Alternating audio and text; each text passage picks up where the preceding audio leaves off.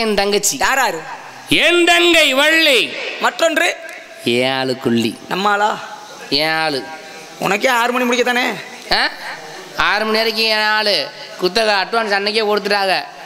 6 மணி வரைக்கும் இந்த அண்ணன் தம்பி 7 பேர் தான் சொன்னி. இந்த பொம்பளை பிள்ளை எப்படி வந்துச்சு? அது ஒரு நாள் நானும் எங்கள் அப்பனும் ஓட்டைக்கு போனோம். 2 பேர் ஒரு ஓட்டைக்கு போனால் விளங்காது. வேட்டைக்கு போன இடத்துல குழந்தை சத்தம் கேட்டுச்சு. நம்ம முடிச்சு வந்துருந்தனால இல்லைன்னு அது சொல்றாரு. குழந்தையோட சத்தம் கேட்டுச்சு. எப்பயும் பழகி போச்சு நமக்கு. சரி, குழந்தையோட சத்தம் கேட்டுச்சு. என்ன அப்படி குழந்தையோட சத்தம் கேட்குதுன்னு வேகமா போய் பாக்குறேன். வள்ளிக்கிழங்கு தோண்டி எடுத்த பழத்துல அழகான பொம்பளை பிள்ளை இப்படி மற்றவளாக்க படுத்து கிடந்துச்சு. பார்த்ததுமே பொம்பளை பிள்ளைன்னு கண்டுபிடிச்சிட்டேன். பொம்பளை பிள்ளை எப்படி கிடந்துச்சு? மற்றவளாக்க படுத்து கிடந்துச்சு. எதை பார்த்து பொம்பளை பிள்ளை முடிவு பண்ண? நாக்க தொலைவு எதுக்கு இது நான் சொல்லணும்? ஊர்ல செருப்படி வாங்கணும். ஒரு பொருளை பாக்குறோம்னா இது மாம்பழம், இது வாழைப்பழம், இது ஆப்பிள், ஆரஞ்சுன்னு பார்த்தோன்னா எப்படி சொல்லிடுறோமா? எதை வச்சு சொல்றோம்? அதனுடைய வடிவத்தை வச்சு சொல்லிடுறோம். எடுத்து சுவையை பார்த்து சொல்ல முடியாது. வடிவத்தை பார்த்து. பொம்பளை பிள்ளை எந்த வடிவத்தை பார்த்து கண்டுபிடிச்ச? நான் கேட்கிறேன், எதை பார்த்து பொம்பளைன்னு கண்டுபிடிப்பான்னு உங்களுக்கு தெரியாதா? இல்ல, நான் அந்த ஆசையே பாடையே இல்லாதவன். இல்ல, முத நாளும் சிறுசா இருந்துச்சு. இதைத்தான் பார்த்து கண்டுபிடிச்சு நல்லா பாடியான்னு காமிச்சிருவேன். சரி, இப்ப போய் எனக்கு என்ன சொல்லிட்டு போறேன். இப்படியே படுத்து கிடந்துச்சா சொல்லிடுவா? சொல்லு, பார்த்தா சொல்றேன். என்ன அத்தா சங்கடப்பட்டுக்கிறாதியே. அது வந்து நகை என்ன விலை. உள்ள இருக்க 2 பெண்கள் முடிச்சிருந்த ஆம்பளை பிள்ளை முடிச்சு இல்லாட்டி பொம்பளை பிள்ளைங்க அப்ப சொன்னார். அதை நான் ஏத்துக்கவே மாட்டேன். பிறக்கிற குழந்தைக்கு பிறந்த உடனே தொண்டையில முடிச்சு வந்துருமா? இன்னொரு விஷயம் சொன்னாரு எங்க அப்பன். ஆம்பளை பிள்ளைனா வீரியம் அழுகும். எப்படி? பொம்பளை பிள்ளைனா வீரியம் இல்லாம அழுகும். எப்படி கத்துச்சு? ஆம்பளை பிள்ளை வீரியம் அழுது நினைச்சுனா 4 வீட்டு கேட்கும். பொம்பளை பிள்ளை வீரியம் எல்லாம் அழிச்சுனா வீட்டுக்குள்ள கூட சத்தம் கேட்காது. அப்ப உன்னை பார்த்தோன்னே அழுதுச்சா? நீங்க ஏற்கனவே கத்திக்கிட்டே கிடைச்சி குகாண்டு. இப்ப யாரை கூட்டியாருங்க? ஏன் ஆள் வருவா. அதை நான் என்ன பண்ணணும்? கூட்டி வந்து விடுறேன். நல்ல வேலைடா. எத்தனை நாளா இருந்து இந்த வேலை? எவ்வளவு தருவீங்க? நான் தான் ஆசை இல்லையே, அப்புறம் என்கிட்ட என்ன கேட்க போறேன்? வேணா ஒன்றும் இல்லை, உங்க 2 பேத்துக்கு அந்த பிள்ளைய கூட்டியாந்ததுக்காக ஆசீர்வாதம் ஏதாவது கொடுத்துட்டு போறேன். ஒரு 2000 ரூபா கொடுயா? ஆசை இல்லைங்கிற அப்புறம் என்ன? நீ சும்மா கூட ஒரு 2 செஞ்சு இருப்பது. நீ வாட்டு பேசாம நீ பேசாம மாதிரி அந்த பிள்ளை செஞ்சுட்டு போயிடும். அந்த அளவுக்கு வளர்ப்பு நமக்கு தவிர இதான். எந்த செலவும் கிடையாது. அழைத்து வாருங்கள், பெண்களை சந்திப்போம். வா வா வா. பயம் தெரியும்ல உன்னை பத்தி. வா வா வசந்தமே, சுகம் தரும் சுகந்தமே. பிரித்தியா, பூங்கோதை, பிரித்தியா, பிரித்தியா, பிரித்தியா, பிரித்தியாங்க.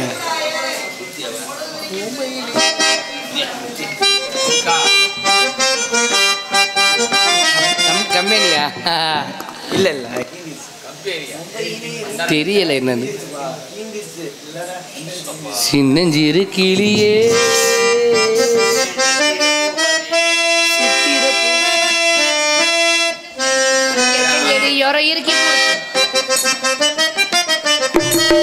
இருக்கஞ்செடியோர இறுக்கி பிடிச்ச மாமா, உருகுனைய போல உருகி தவிச்சேனே. ஆமா, கங்காத்தத்துல நாளென்ற பொழுது என்ன நான் பாடத்தான் அடி ஏதோ எம்முனத்தானா நினைச்சு வீணா துடிக்குது. இறுக்கி பிடிச்ச மாமா, உருகுனைய போல உருகி தவிச்சேனே. ஆமா,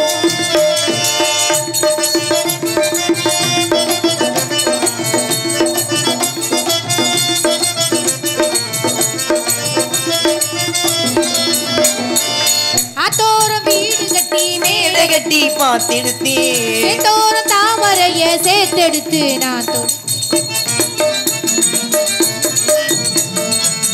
அத்தோறும் வீடு கட்டி மேடை கட்டி பாட்டெடுத்தேன். சேத்தோறும் தாமரைய சேர்த்தெடுத்து நான் தொடுத்தேன். குயிலு ஒண்ணு பாடுதடி ரத்த மகன் நீ இருக்க அசையில பாடுது அடிமானி. என்ன கோவம் சொல்லி என்ன பிடிக்கலையா? செடியோரம் ஆமா, இருக்கஞ்செடியோர இறுக்கி பிடிச்ச மானே, உருகுனைய போல உருகிட்ட விச்சேனே நானே.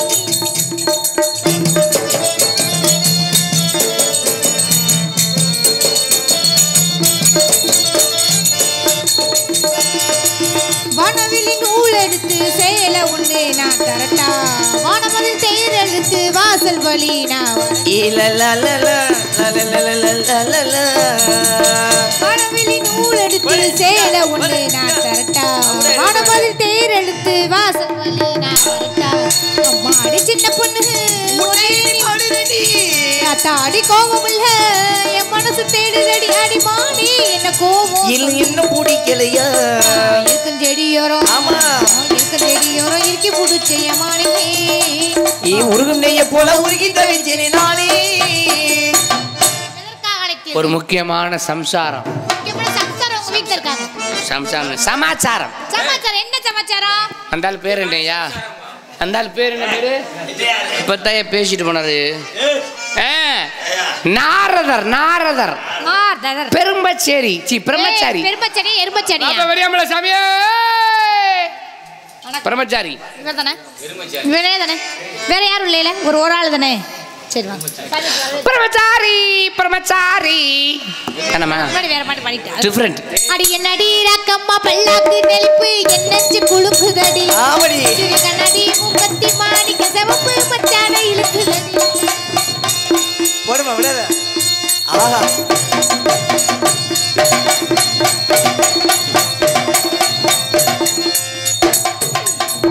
சாமியார் கற்பழிக்கப்பட்டார்.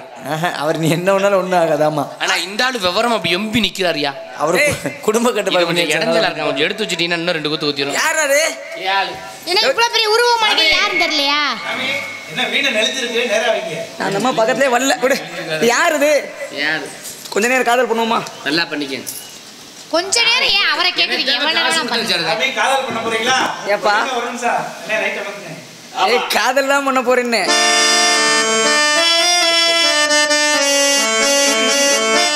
மஞ்சப்பொடி தேக்கையிலே ஏன் நெஞ்ச தொட்டு தேய்ச்ச புள்ளே மஞ்சப்பொடி தேக்கையிலே ஏன் நெஞ்ச தொட்டு தேய்ச்ச புள்ளே தண்ணி தொட்டு பாகமெல்லாம் இந்த கண்ணன் தொடும் நேரம் இப்போ கண்ணனுக்கு நல்ல பதில் சொல்லு புள்ளே மஞ்சப்பொடி தேக்கையிலே ஏன் நெஞ்ச தொட்டு தேய்ச்ச புள்ளே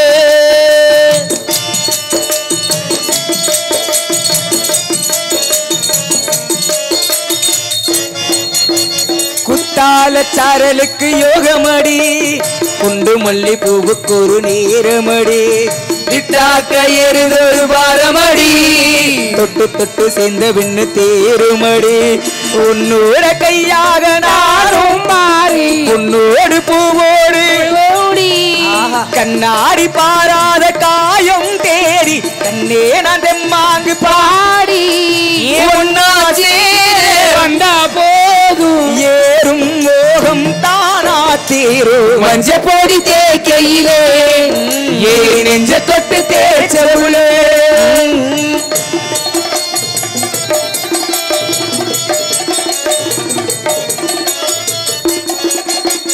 முட்டான மொட்டு ஒண்ணு பூத்ததன்னு பூவுக்குள்ள தேனு வந்து சேர்ந்ததன்னு தேனாறு உன்முதடு தேனெடுத்து நான் அருந்து நேரமன்னு உன்னோட பூமேனி ஓடும் தேய் எப்போது ஒரு கோலம் போய் நாங்கள் தீராது பாயும் தேடி கண்ணே நான் தெம்மாங்கு பாடி கையோ கையோ நான் சேரும் காதல் ராகம் தானா பாடும் மஞ்ச பொடி தேகையிலே நெஞ்ச தொட்டு தேய்ச்சவுளே கண்ணி தொட்டு காலமெல்லாம் இந்த கண்ணன் தொடு காலமே போ கண்ணனுக்கு நல்ல பதில் சொல்லு புள்ளே மஞ்ச பொடி தேகையிலே நெஞ்ச தொட்டு தேய்ச்சவுளே மஞ்ச பொடி தேகையிலே சாமி குஞ்ச தொட்டு தேய்ச்சவுளே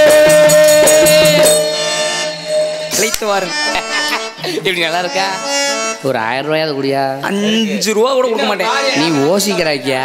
5 ரூபா கூட இல்ல. அழைத்து வாருங்கள், வள்ளியை சந்திப்போம். அம்மா தங்கச்சி தங்கையே அருமை தங்கையே ஒரு கொட்டை தட்டி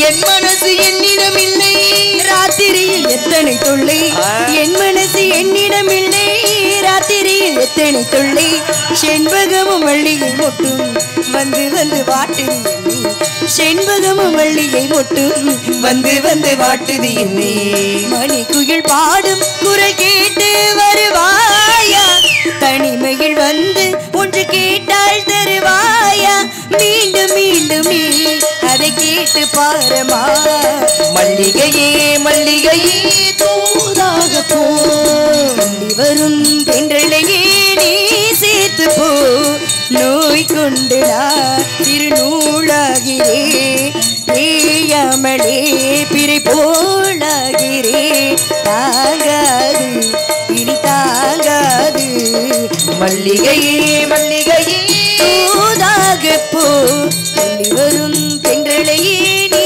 சேர்த்து போ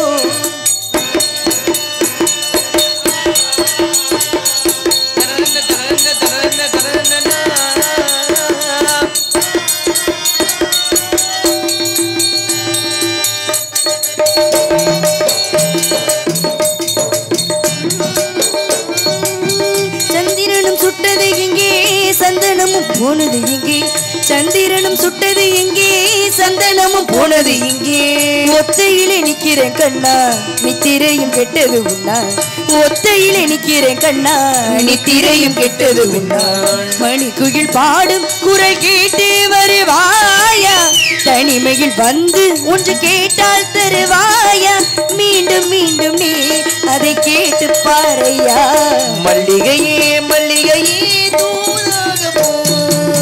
வரும் தென்றலையே நீ சேர்த்து போ நூல் கொண்டுதான் திருநூலாகிறே தேயாமலே பிரி போலாகிறே தாங்காது தாங்காது மல்லிகையே மல்லிகையே தூதாக போ துள்ளி வரும் தென்றலையே நீ சேர்த்து போ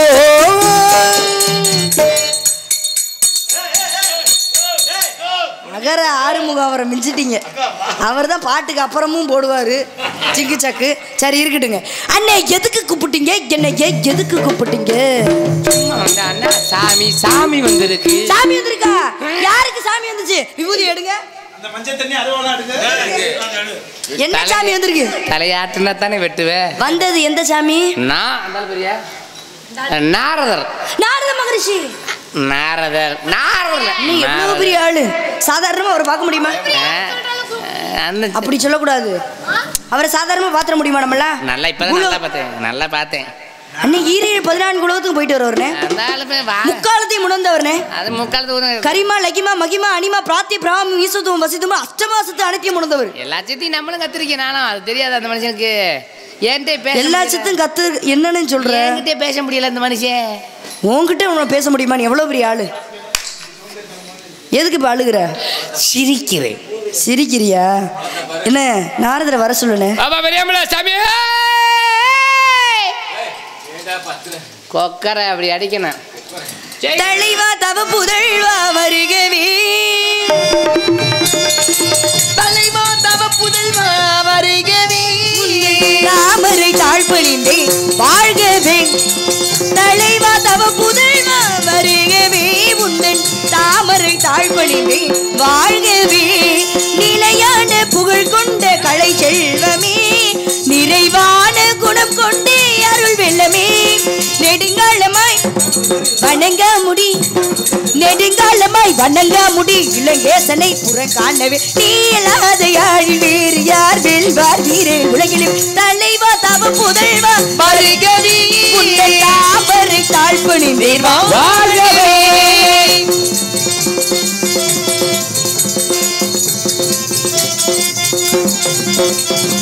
குருவின் குரல் நீயே அறிவில் மழை நீயே கருணை முகில் நீயே கந்தனின் தமிழ் நீயே குருவின் குரல் நீயே அறிவில் மழை நீயே கருணை முகில் நீயே கந்தனின் தமிழ் நீயே அலைகடல் ஏனை குடித்து அருந்தமிழில கடப்படைத்து மலையின் மமதையை அழித்து வாதாபினாய்களை முடித்து அலைகடல் ஏனை குடித்து அருந்தமிழில கணப்படைத்து மலையின் மனிதனின் மமதையை அழித்து வாதாபீனாயினை முடித்து வானவர் புகழும் மானிட நலனும் தானமும் தபமும் ஞானமும் வகையில் வானவர் புகழும் மானிட நலனும் தானமும் தபமும் ஞானமும் வகையில் வேதம் வாகமும் போதமும் சீர்தர பிள்ளங்க மீக்குந்த வர்றங்கள் வழங்கிடவே கலைவாணி மகனே கலைஞான வடிவான கலைஞான மகரிஷி வருக உயிர் தொகைகளுக்கு புதியலும் பகுப்பொழிக்கு பரபரம தேவர் அறந்தவ செல்வதை வருக இதுவோ கானகம் தாங்கள் எங்களது நாட்டில் இருக்கும் சமயத்தில் வந்திருப்பீர்கள் சகலமும் போற்றுவத்தில் கோலாகலத்துடன் வரவேற்பு கொடுத்திருப்போம் காடு நாடி வந்த காரணத்தினால் நாங்கள் கொடுத்த வரவேற்பினை ஏற்றுக்கொண்டு எமது நாட்டில் உள்ள அனைவரும் முடிவாழ் குடிவாழ் கொடிவாழ அவர்களுடன் சேர்ந்து நானும் நலமாக வளமாக வாழ ஆசீர்வதிக்க வேண்டும் சுவாமி வருக வருக வருக ஈரேல் 14 உலகம் சுற்றக்கூடிய மாபெரும் முனிவரான நாரதருக்கு பிடித்தான் வரவேற்பு கொடுக்க வேண்டும் என்று முறைப்படி வரவேற்பு கொடுத்திருக்கோம்னு அம்மா நினைச்சு பாடியிருக்காங்க. சரி, இருந்தாலும் வரவேற்பு கொடுத்த உமக்கு நாரதருடைய வாழ்த்தை முதலில் கூறிவிட்டு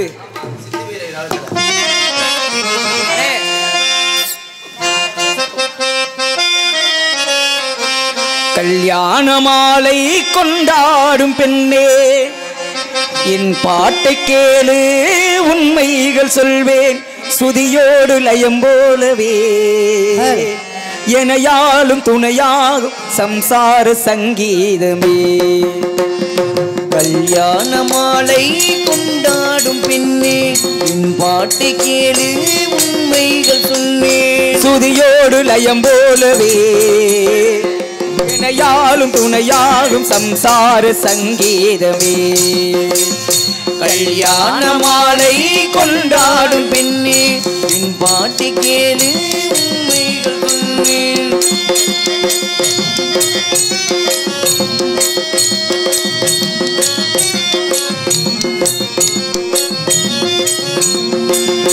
வாலிபங்கள் ஓடும் வயதாக கூடும் ஆனாலும் அன்பு மாறாதம்மா மாலையிடும் சொந்தம் முடிபோட்ட பந்தம் பிரிவென்னும் சொல்லை அறியாதம்மா அழகான மனைவி அன்பான துணைவி அமைந்தாரை பேரின்பமே மடி மீது தவற கலசங்கள் பயிர மோகங்கள் ஆரம்பமே நல்ல மனையாரில் நேசம் ஒரு கோடி நெஞ்சம் ஒரு வேலை பாடுமே தோடி சங்கீத சாம்ராஜ்யமே.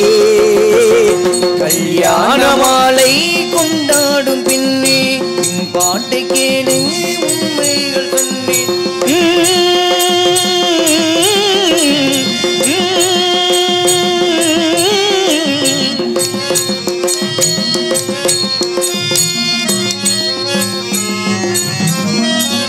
கூவுகின்ற குயிலை கூட்டுக்குள் வைத்து பாடல் என்று சொன்னால் பாடாதம்மா சோலை மயில் தன்னை சிறை வைத்து பூட்டி ஆடென்று சொன்னால் ஆடாதம்மா நாள்தோறும் ரசிகள் பாராட்டும் கலைஞர் காவல்கள் எனக்கில்லையே சோகங்கள் எனக்கும் நெஞ்சோடு இருக்கும் சிரிக்காத நாளில்லையே துக்கம் சில நேரம் தூங்கி வரும்போது மக்கள் மனம் போலே பாடுவேன் கண்ணே என் சோகம் என்னோடுதான்.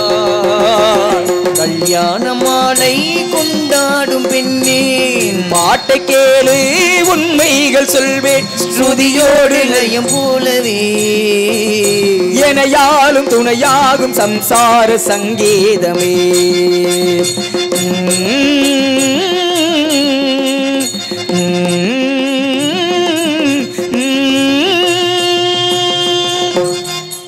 காணிலே கணம்பாடி காண்பவர்களாம் இயக்கமடி ஆலோலம் சோ என்று ஆயிலொட்டி கொண்டிருக்கக்கூடிய குறிஞ்சி கொட்டவனின் குலமகளே நீ வாழ்க, உன் குலம் வாழ்க, உன் வாழ்நாளில் எப்பொழுதுமே நீ சிக்கலாகவே வாழ இந்த நாரதருடைய வாழ்த்துக்கள். திரும்ப சொல்லுங்க. வாழ்த்து கொடுத்துருக்கேன் நீங்க என்னை வரவேற்றதுக்கு அவங்களுக்கு வாழ்த்து சரியா கேட்கல நினைக்கிறேன். என்னது லைட்டா கைன்னு வச்சுக்கிறேன், சூப்பரா இருக்கு. காது எனக்கு தான் சரியா கேட்கலையா? வாழ்த்து திரும்ப சொல்லுங்க சாமி, கோச்சுக்காம. அதனாலதான் கொஞ்சம் ஏத்த சொன்னீங்க. சொல்லுங்க. ஈரேழு 14 உலகம் சுற்றக்கூடிய மாபெரும் முனிவரான நாரதருக்கு சரிங்க அற்புதமான முறையில் வரவேற்பு கொடுத்த நீ சரிங்க வாழ்க்கையில் என்றும் சிக்கலாகவே வாழ்வாய்.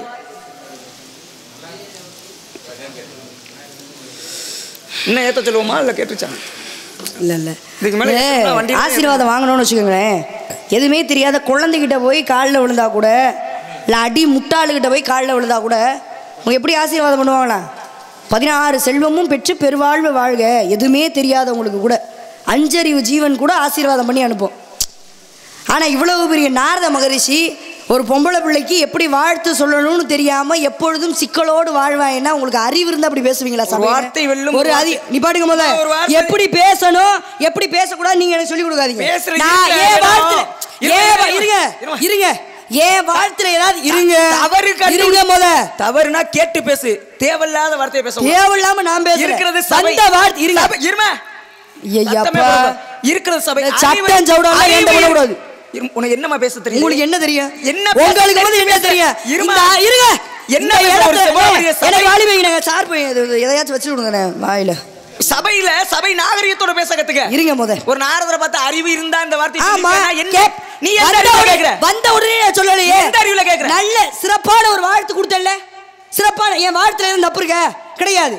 ஒரு சாமி வந்து வாழ்த்து கொடுக்கறது எப்பயும் சிக்கலோட வாழ்வ. ஒரு பொம்பளை பிள்ளைக்கு எப்படி வாழ்த்து கொடுக்கலாமா? நான் கொடுத்தது தவறு இல்லையே. தவறு இல்லை நீங்க சொல்லக்கூடாது. நீ தவறு. சிக்கல்னா என்னங்க? பிரச்சனையோட வாழ்க்கை முழுக்க வாழ்வு. அதான சிக்கல்னா என்னது வேற?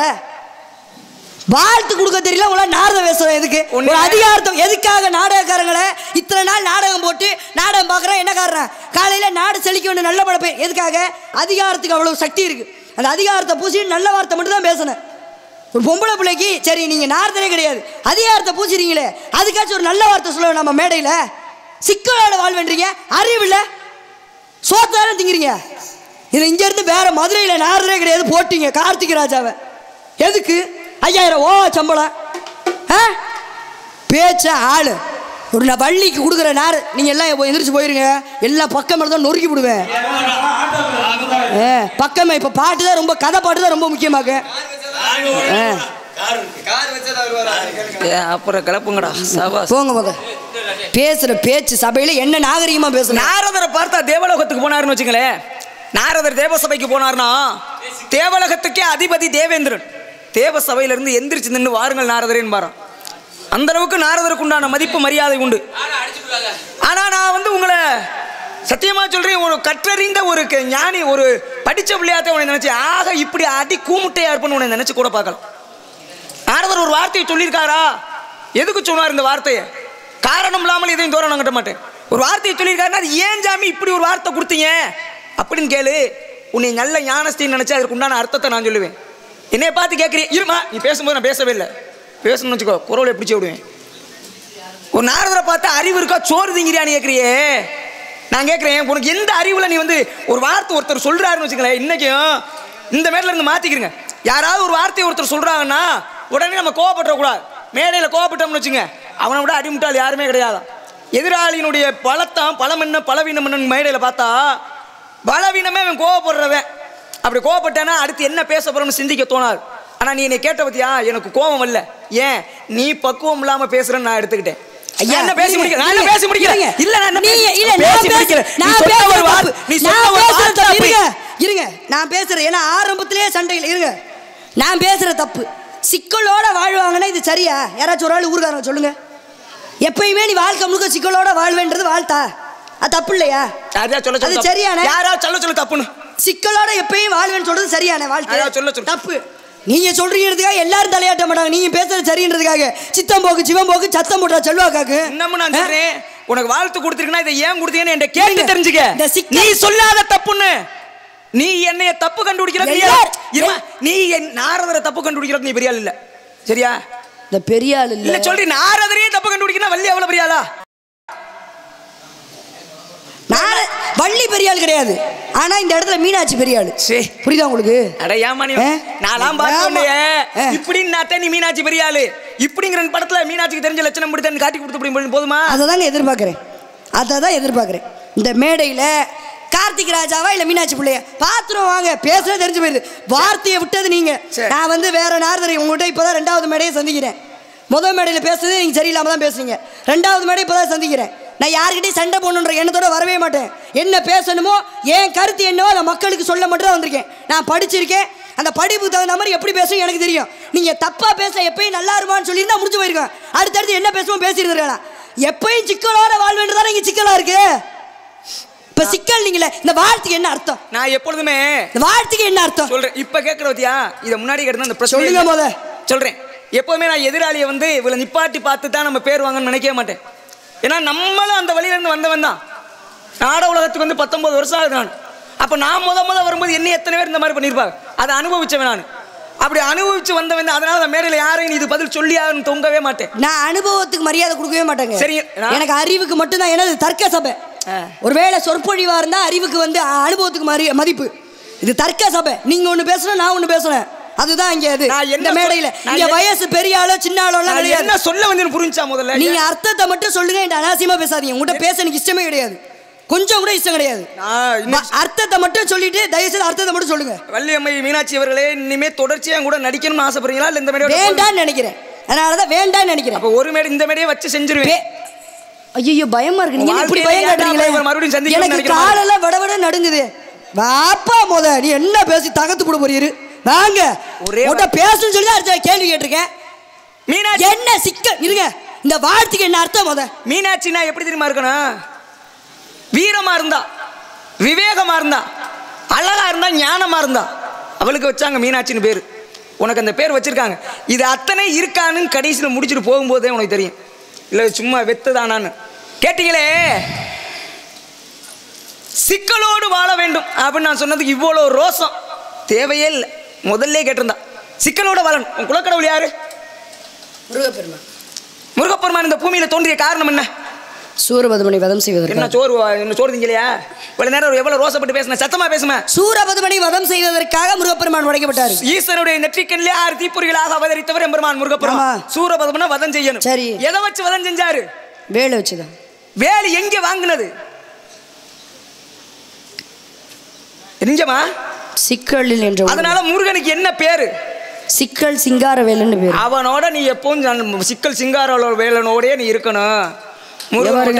நாரதருக்கு கை நாரதர் கை தட்டுற வேலை வச்சுக்க கூடாதுனே. முருகன் தான் குலக்கடவுள். தங்கச்சி வந்துட்டேன்னா தங்கச்சிக்கு மட்டும் தான் கை தட்டணும். ஒரு நாரதர் கை தட்டு பாருங்க. ஆல்ரவுண்டர் நொறுக்குறேன்.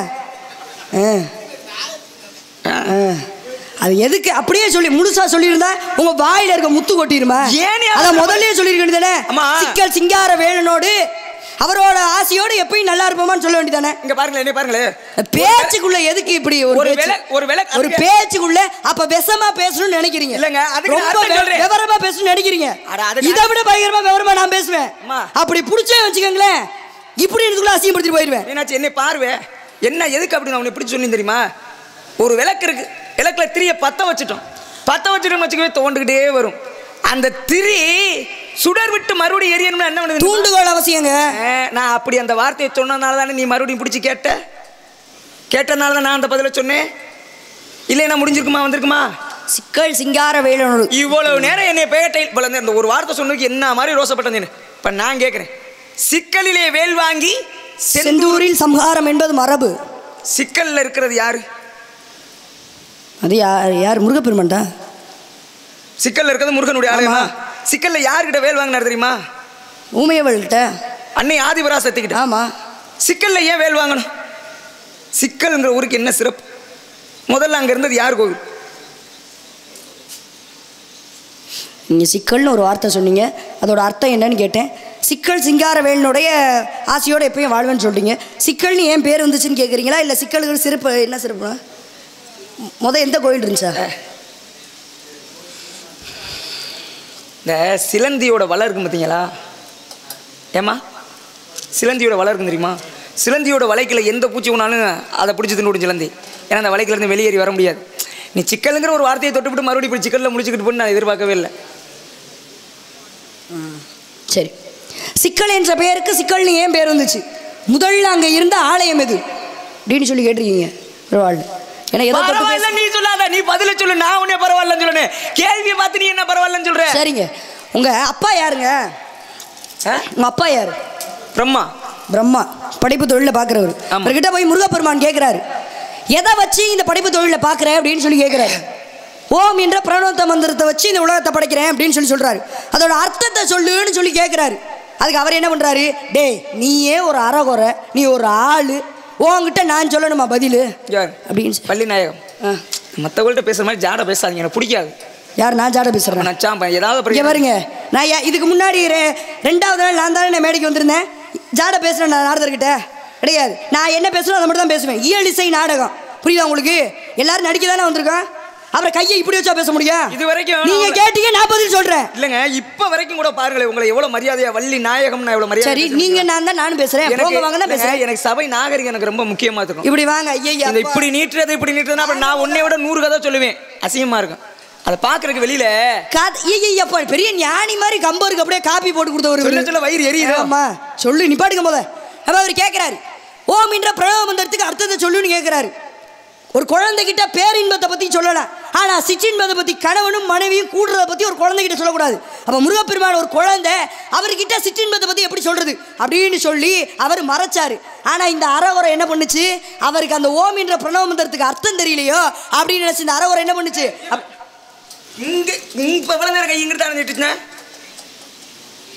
இவருக்கு என்னங்க பிரச்சனை? நான் கதையை தானே சொல்லிட்டு இருக்கேன். நான் இங்கிட்டு நிற்கிறேன், இங்க கையை நீ அங்கிட்டே பிரச்சனை என்ன பண்றாரு அப்படின்னா, பிரம்மனோட தலையில ஓங்கி கொட்டி பிரம்மனை சிறையில் அடைச்சிடறாரு. அவர் பார்த்துட்டு இருந்த படைப்பு தொழில கொஞ்ச நாள் முருகப்பெருமான் பார்க்குறாரு. முருகப்பெருமான் பார்க்கும் பொழுது எல்லாத்தையுமே தலைகீழாக படைக்கிறார். பிரம்மன் படைச்ச எல்லாத்துக்குமே தலைகீழாக படைக்கிறார். எல்லா பிரம்மன் படைச்ச எல்லா காயும் பூமியை நோக்கி இருக்கும். ஆனால் முருகப்பெருமான் படைச்ச காயெல்லாம் வானத்தை பார்த்துருக்கோம். அவர் ஆணையும் பெண்ணையும் படைச்சாரு. இவர் ஆண் பாதி பெண் பாதி படைச்ச திருநங்கையை படைச்சாரு. அப்பேற்பட்ட படைப்பை யார் பண்ணா அப்படின்னா முருகப்பெருமான் பண்ணாரு. அப்ப படைப்பு சரியில்லைனாலே உலகத்தில் பஞ்சம் ஏற்படும். உலகத்தில் பஞ்சம் ஏற்பட்டுச்சு முருகப்பெருமானோட படைப்பு தொழில். அப்போ மேலோகத்தில் வாழ்ந்த காமதேனு பசு இருக்குல்ல, இந்த காமதேனு பசு வறட்சியினால என்ன பண்ணுச்சு, பசியினால மாமிசத்தை சாப்பிட்டுருச்சு. நீ தேவலோகத்தில் வாழ்ற நீயே மாமிசம் சாப்பிட்டனா உலகத்தில் நீ எல்லாருக்கும் எப்படி எடுத்துக்காட்டா இருப்ப அப்படின்னு சொல்லி மல்லிகை வனம் என்ற வனத்தில் போய் சாதாரண பசுவாக பிறப்பாயின்னு சொல்லி காமதேனு பசுக்கு சாபம் விடுறாங்க. கடம்ப வனம்னு ஒன்று இருக்கு தெரியுமா நாரதரு? மதுரையில் மதுரைக்கு பேர் தான் கடம்பவனம்னு சொல்லி. இப்போ இந்த மல்லிகை வனத்துக்குள்ளே போகிறாங்க. மல்லிகை வனத்துக்குள்ளே காமதேனு பசு போய் பிறக்குது சாதாரண பசுவாக. இது தினமும் ஒரு சிவன் கோயிலுக்கு போகுமா. அங்கே இருக்கிற மல்லிகை வனம் என்ற சிவன் கோயிலுக்கு போகுமா. நவநீத ஈஸ்வரன் சொல்லி அந்த சிவனுடைய ஆலயத்துக்கு பேர்.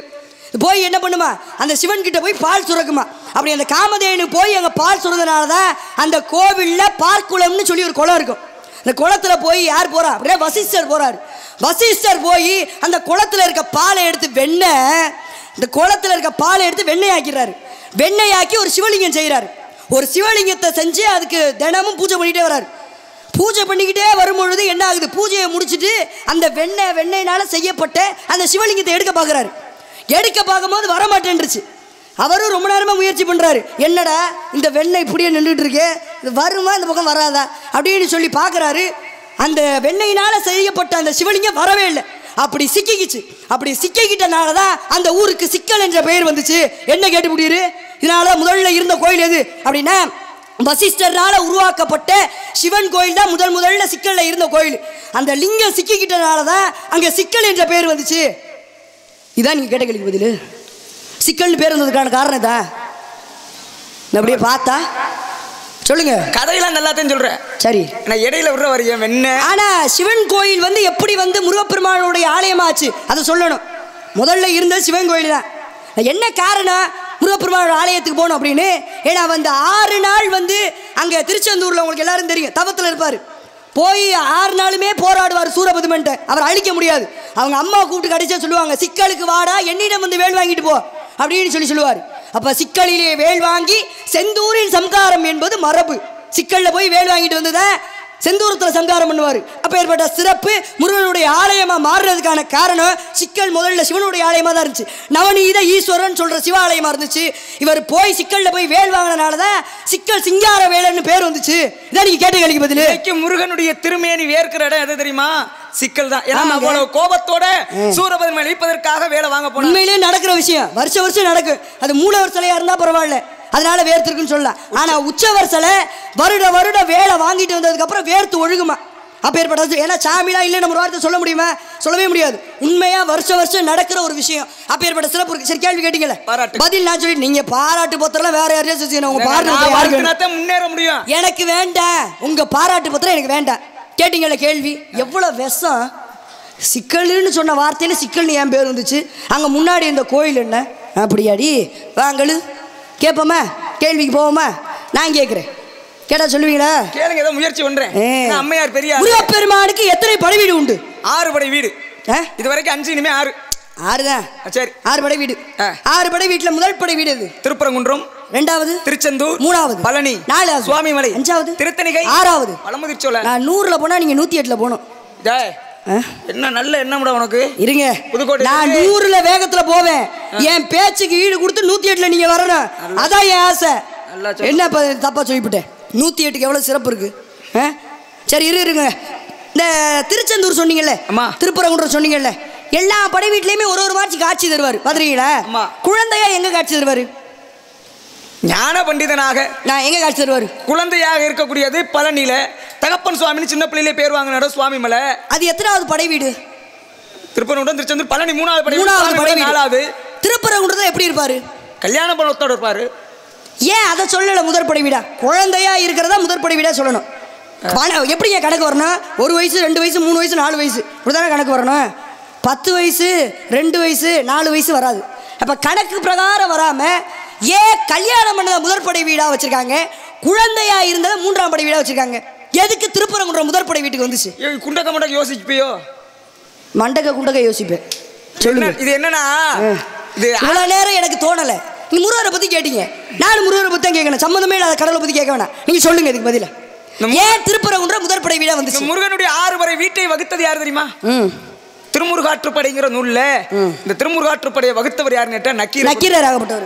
அவருக்கே நீ கேட்ட சந்தேகம் வந்திருக்கும்னு நினைக்கிறேன். எதுக்குடா உன்னாந்து திருப்பரங்குன்றத்தை முதல் படை விடா வச்சோம்? இன்னைக்கு நல்லா தெரிஞ்சுங்க, ஒரு ஊர்ல ஒரு திருவிழா வைக்கிறாங்கன்னா அந்த திருவிழாவுக்கு வரி போடுவாங்க. சரி, வரி போடும்போது யார்கிட்ட வரி வாங்குவாங்க தெரியுமா? யார்கிட்ட? கல்யாணம் பண்ணவங்கள்ட்ட தான் தலைக்கட்டு வரி வாங்குவாங்க. சும்மா இளைஞர்கள்ட்ட போய் கேட்டா கொடுப்பாங்களா? சரி, கொடுக்க மாட்டாங்க. திருமணத்தின் போதுதான் ஒரு மாப்பிள்ளைக்கு தோல்ல துண்டு போடுவாங்க தெரியுமா? மாப்பிள்ளைக்கு தோல்ல துண்டு போடுவாங்கல்ல. ஏன்னா இன்னையில இருந்து இந்த உலகத்துல பெரிய மனிதன்கிற பதவியை நீ அடையிற அப்படின்னு எடுத்து காட்டுறது. இது எதற்காக முருகப்பெருமானுக்கு முதல் படை வீடா நக்கீரர் எதற்காக திருப்பரங்குன்றத்தை வச்சாருன்னா, திருப்பணம் பண்ணதுக்கு அப்புறம் தான் ஒரு மனிதனுக்கு வாழ்க்கையில் வாழக்கூடிய அத்தனை இன்பங்களும் கிடைக்கும். கல்யாணத்துக்கு முன்னாடி செத்தா கூட அவனுக்கு மொட்டை பாடம் ஒன்னோட இல்லை. திருமணத்துக்கு அப்புறம் தான் அவனுக்கு அனைத்துமே கிடைக்கும். இது முதல் காரணம். அது மட்டுமல்ல, இன்னொரு காரணம் இருக்கு. ஏன்னா இந்த திருமுருகாற்றுப்படையை எழுதுறதுக்கு காரணமாக இருந்த நக்கீரருடைய உயிரை காப்பாற்றிய ஸ்தலம் எதுன்னு கேட்டா திருப்பரங்குன்றம். எப்படி தெரியுமா? நக்கீரர் தவம் பண்ணிக்கிருக்காரு சரவண பொய்கை நதிக்கரையில. தவம் பண்ணிக்கு இருக்கும்போது கற்கி முகின்னு ஒரு பூதம். அந்த பூதம் என்ன பண்ணுதுன்னா, எம்பெருமான் சிவபெருமானை நோக்கி தவம் பண்ணுது, எனக்கு சாகாத வர வேணும். சிவபெருமான் தான் யாரு கேட்டாலும் இல்லைன்னு சொல்ல மாட்டாரு. அப்ப அதுக்கு ஒரு வழி சொல்றார், உனக்கு சாகாத வரம் வேணும்னா சிவ பூஜையிலிருந்து யார் யார் வழிபட்டு இருக்கும்போது சிவ சிந்தனை விட்டு விலகுறாங்களோ 1000 புலவர்களை ஒன்னா சேர்த்து ஒரு இடத்துல அடைச்சு போட்டு 1000 புலவரையும் ஒன்னா தூக்கி முழுங்குனா நீ இந்த உலகத்துல சாகாத வரம் உனக்கு அப்படின்ட்டார். அந்த பூதமும் எல்லா இடத்துலையும் தேடி தேடி பார்த்து 999 புலவர்களை கொண்டாந்து அடைச்சிருச்சு திருப்பரங்குன்றத்துல. 1000வது புலவரை அடைக்கணும். யாரை தேடுறது? யாரா சிவசிந்தனையிலிருந்து வெளிப்படுறாங்கன்னு பார்த்துக்கிருக்கு. அப்போ அந்த இடத்துல தான் சரவண பொய்கையில நக்கீரர் உட்காந்து தவம் பண்ணிக்கிருக்கார். தவம் பண்ணிக்கு இருக்கும் பொழுது அவருக்கு பாருங்களே, அவர் கண்ணு முன்னாடி ஒரு மரத்துல இருந்து ஒரு இலை விழுகுது. விழுந்த இலை பாதி இலை தண்ணிக்குல, பாதி இலை கரையில. மரத்துல இருந்து விழுந்தது ஒரு இலை, அந்த விழுந்த இலை பாதி தண்ணிக்குல பாதி கரையில. அப்படி விழுந்தோடனே இவருக்கு கொஞ்ச நேரம் விட்டு பார்க்கிறார். பார்த்தோடனே தண்ணிக்குள்ள விழுந்த பாதி இலை மீனா மாதிரி உள்ள இழுக்குது, கரையில விழுந்த பாதி இலை பறவையா மாதிரி மேல இழுக்குது. இவருக்கு ஆச்சரியம், என்னடா மரத்துல இருந்து ஒரு இலை விழுந்துச்சு, இலையில இருந்து ஒரு இலை அந்த ஒரு இலை பாதி தண்ணிக்குள்ள பாதி கரையில கிடக்குது, தண்ணிக்குள்ள நடக்கிறது மீனா மாதிரி இழுக்குது, கரையில நடக்கிறது பறவையா மாதிரி நடக்குது, இது என்னடா அதிசயம்னு சிவ சிந்தனையை விட்டு இவர் இதை யோசிக்க சமயம் பார்த்து தூக்கிட்டு போயிடுச்சு பூதம். 1000 புலவர்கள் ஒன்று அடைச்சிருச்சு. அடைச்சிட்டு 1000 பேர்த்து சாப்பிட போகும்போதே அங்க இருந்த புலவர்கள்லாம் முனிவர்கள்லாம் என்ன சொல்றாங்க, ஐயா நக்கீரரே, உன்னால் மட்டும்தான் நம்ம 1000 பேரோட உயிரையும் காப்பாற்ற முடியும். இந்த 1000 பேர்த்தையும் காப்பாற்றணும்னா நீ யாரை கூப்பிடணும்? சிவபெருமான் வரத்தை கொடுத்துட்டு போயிட்டாரு. கொடுத்த வரத்தை சிவனால மாத்த முடியாது. அப்ப சிவன் கொடுத்த வரத்திற்கு நிகராக இந்த பூதத்தை அழிக்கணும்னா யாரு? சிவனாகவே வந்தவன் பத்தியா முருகன். அவனை கூப்பிடுங்க, அவனை கும்பிட்டாத்தே நம்மளை எல்லாம் காப்பாத்துவார் முருகன் அப்படின்றார். உடனே இவர் என்ன ஒரு கவியை பாடி என்றும் முதியோனே அப்படின்னு முடிச்சு விட்டாரு அவசரத்துல. அப்ப முருகப்பெருமான் காட்சி சொல்றியாப்பா, நான் இளைஞனா இருக்கேன், நான் முதியவனாக இருக்கு காலதாமதமாக, நான் கிழவனாக அன்னைக்கு உன்னை வந்து காப்பாத்தினான்னு முதல்ல காட்சி கொடுத்து சொல்லிட்டு போயிட்டார். அப்ப மறுபடியும் எல்லாருடைய தூண்டுதலுக்கு இணங்க ஒரு பாடலை பாடி என்றும் இளையோனே எங்க அப்பா முருகான் முடிச்சாரு. முருகப்பெருமான் காட்சி கொடுத்து கற்கி முகிங்கிற பூதத்தை அழிச்சாரு. 1000 புலவர்களுக்கு விமோச்சனம் அளித்தார்கள். அப்பதான் நற்கீரை படைவீட்டை வகுக்கும் போது சொன்னார், ஒரு மனிதன் திருமணமாகும் பொழுதுதான் அவனுக்கு முழு அங்கீகாரம் கிடைக்கின்றது. அது மட்டுமல்லாமல் தன்னுடைய உயிரை காப்பாற்றிய ஸ்தலமாகவும் திருப்பரங்குன்றம் இருந்ததாலே முதல் படைவீடாக திருப்பரங்குன்றத்தை கொடுத்தார். அந்த திருப்பரங்குன்றம் முதல் படைவீடு அமைவதற்கு காரணம் எது தெரியுமா? திருச்செந்தூர்ல சம்ஹார மன்னனாலதே திருப்பரங்குன்றத்தில் தெய்வயான கல்யாணம் பண்ணி கொடுத்தார். அதனாலதே 2வது படைவிடா திருச்செந்தூரை கொண்டாந்து வச்சார். அதன்படி உங்க விருப்பப்படிய 3வதா பழனி, 4வதா சுவாமிமலை, 5வதாக திருத்தணிகை, 6வது பழமுதிர்ச்சோலை. திருப்பரங்குன்றம் வந்தனால அப்பேற்பட்ட சிறப்பு. நீங்க சரியில்லையே என்னன்னு அப்பேற்பட்ட சிறப்பு இருக்கு. நெத்தியில என்ன போடுறீங்க? கை தட்டிடக்கூடாது, பொசு பொசுன்னு இருக்கும் பாருங்க. நெத்தியில என்ன போடுறீங்க? என்கிட்ட சண்டைக்கு வரணும்னு கையில வச்சிருந்த கட்டையெல்லாம் அங்க தூக்கி போட்டு வந்திருக்காரு பாருங்க. கையில எங்க கட்டைன்னு கேளுங்க. எல்லாத்தையும் தூக்கி போட்டுட்டு அப்படி சண்டைக்கு வர்றாரா? நெத்தியில என்ன போடுறீங்க சாமி? அர்த்தன் மால் பிரம்மம் என்று சொல்லக்கூடிய திருமணம் என்று சொல்லக்கூடிய யார நினைச்சு போடுறீங்க? பாட்டே நாராயணன் நினைச்சு. பாட்டே நாராயணன் நினைச்சு. சிவபெருமான் எங்க பெருமாளா மாறினாரு? சிவபெருமான் எங்க பெருமாளா மாறினாரு? சிவன் சிவனாத்தே இருப்பாரு, பெருமாள் பெருமாளாத்தே இருப்பாரு. மாறினாரு எங்க? நீ நெத்தியில என்ன போட்டுருக்க? நான் பசுபதி பாசம் சொல்லி முப்பட்டை போட்டிருக்கேன். வெறும் பட்டைன்னு சொல்லி பட்டைக்கு பேர் இல்லையான்னு கேட்டிருப்பேன். நான் நாமத்துக்கு பதில் சொன்னில்ல, அர்த்தன் மால் பிரம்மம்னு. அந்த மாதிரி இந்த 3 பட்டைக்கு விளக்கம் என்ன? பசுபதி பாசம் சொல்லி முப்பட்டைங்க. யாரை நினைச்சு போட்டிருக்க? நான் வந்து முருகப்பெருமான் அவரை நினைச்சு போட்டிருக்கேன். முருகன் யாரை நினைச்சு போடுவார்? அவர் சிவபெருமான் நினைச்சு போடுவார். பொதுவாகவே பட்டைக்கு சொந்தக்காரர் யாரு? சிவபெருமான் தான். நீங்க என்ன கேட்டீங்க கேள்வி? என்ன கேட்டேன்? சிவபெருமான் எங்க பெருமாளா மாறினாருன்னு கேட்டேன். பெருமாள் எங்கே சிவனா மாறினார்? பெருமாள் எங்கே சிவனாக மாறுகிறார்? பட்டை போட்டு நாமம் போட்டு ஆழ்வார் யாருங்க? என்ன கேள்விக்கு கேள்வியா பதிலாகுமா?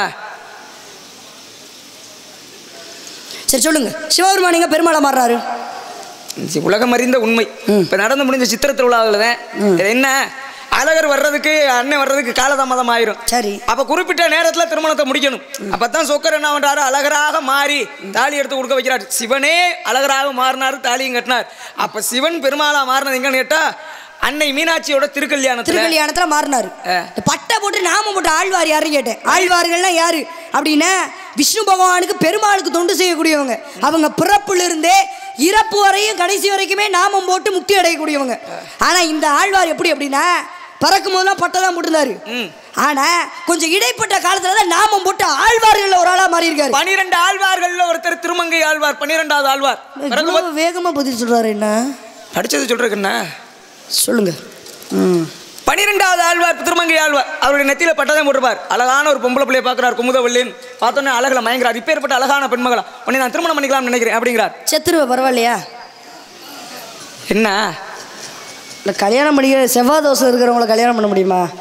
அதனால யாருக்கு செவ்வாய் தோசம்? இல்லை செவ்வாய் தோசை இருக்க பெண்கள்லாம் கல்யாணம் பண்ண முடியாது. சரி, இப்போ யாரை செத்துருவோம்னா யாருக்கு செவ்வாய்? இல்லை நாங்கள் சொல்லி சரி சொல்லுங்க. ஆமா, ஒரு மூலினா மூக்க தொட்டன்னு வச்சுக்கோ, மூக்கிலே குத்தி விடுவேன். நான் மூக்கை அறுத்து விடுவேன். வந்து பேச வராரு. நல்லா 4 கிலோ கறி, 2 எலும்பு இதை வச்சுக்கிட்டு இவர் பேச வந்துட்டாரு. அங்க இருந்து உடக்கம்பட்டியில இருந்து. உங்களை மாதிரி ஜாடையெல்லாம் பேச மாட்டேன், எப்பவுமே மரியாதையானவர். சொல்லுங்க நீங்க ரொம்ப மரியாதையானவர் தான். சொல்லுங்க. வாயமுடு கொஞ்ச நேரம்.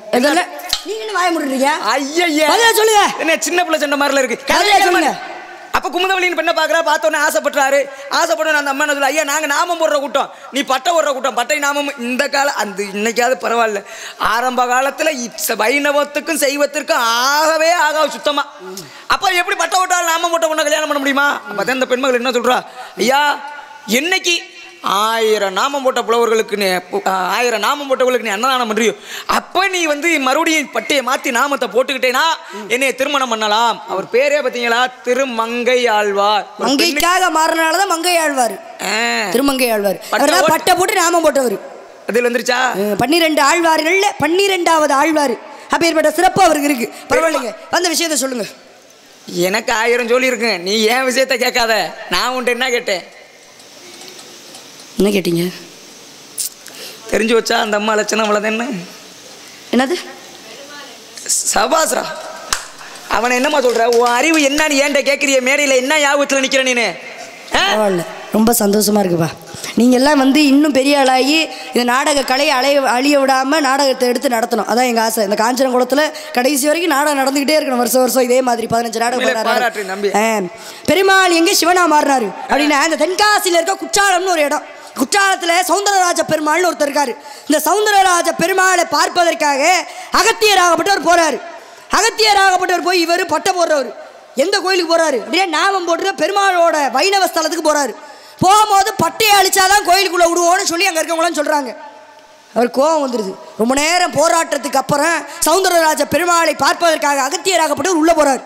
உள்ள போனோன்னு ஒரு கோவம் வந்துருச்சு. இவ்வளோ நேரம் போராட்டத்துக்கு அப்புறம் நான் உன்னை பார்க்க வந்திருக்கேன் அப்படின்னு சொல்லி அந்த சௌந்தரராஜ பெருமாளை அகத்தியராகப்பட்டவர் என்ன பண்ணாரா? குறுகு குறுகு குறுகு என்று பெருமாளுடைய தலையில கொட்டினாரா. குறுகு என்றால் சமஸ்கிருதத்தில் உருமாறு என்ற அர்த்தம். அப்ப பெருமாளாகப்பட்டவர் உருமாறுறாரு. யாராக? சௌந்தரராஜ பெருமாள் குற்றால ஈஸ்வரராக மாறுறாரு. யாருக்காக மாறுறது? அகத்தியராகப்பட்டவருக்காக. எங்க? தென்காசியில் இருக்க குற்றாலத்தில் உள்ள சௌந்தரராஜ பெருமாள் சிவனாக மாறினது குற்றால ஈஸ்வரராக, அகத்தியருக்காக. இதான் நீங்க கேட்ட கேள்விக்கு பதில். சபாஸ், கைதட்டுங்கண்ணே.